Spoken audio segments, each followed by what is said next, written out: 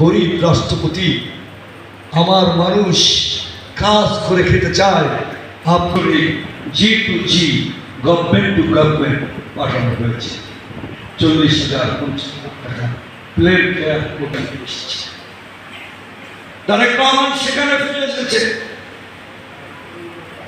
34 সালে মক্কা মদিনার মূল জায়গাটুকু রেখে আর পুরানো বিল্ডিং গুলো সব ভেঙে ফেলানো হয়েছে। সেখানে ওই বিশ্বকাপকে এখানের গভর্নমেন্ট আমাদের কাছে দক্ষতা অনুযায়ী চাহিদা দিবে, 6 মাসের ট্রেনিং দিয়ে আমরা পাঠাবো। সেখানে করে কি খোয়া সিমেন্ট নেওয়ার প্রয়োজন হয় না মেশিনে। এজন্য আপনাদেরকে পেয়ে একটু লম্বা করে ফেলেছি, কারণ আপনারও চাকরি প্রত্যাশী। তবে একটুকু বলবো, প্রত্যাশা অনুযায়ী আপনারা চাকরি না পেলেও আপনাদের জন্য দিয়েছেন, অচিরেই তিনি একটি মেলার ব্যবস্থা করবে। অতএব তবে ওনারাও কিন্তু আপনাদের ডোপ টেস্ট নেবে। 6 মাস নেশা করলে কথা বলতে ইচ্ছা করে, আপনারাই তো বাংলাদেশ বিনির্মাণ করবেন।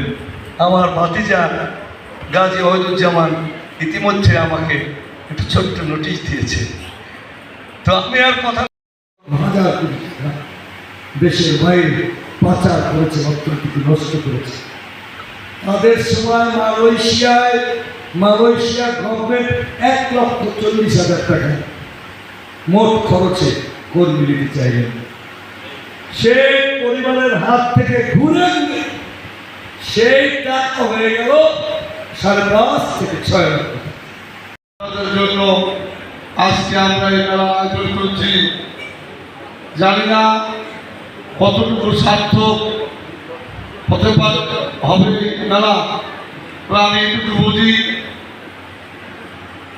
আপনারা যারা আসছেন তাদের মধ্যে যদি অর্ধেক লোক চাকরি পান, সেই লোকগুলো অন্তত কর্মসংস্থানের ব্যবস্থা হবে এবং ভবিষ্যতে আমরা আবারও এই চাকরি মেলা। তবে এই সার্বিক প্রক্রিয়াকে যারা বাস্তবায়নে রূপ দিচ্ছেন, চেম্বার অফ কমার্স আপনাদের সহযোগী হয়ে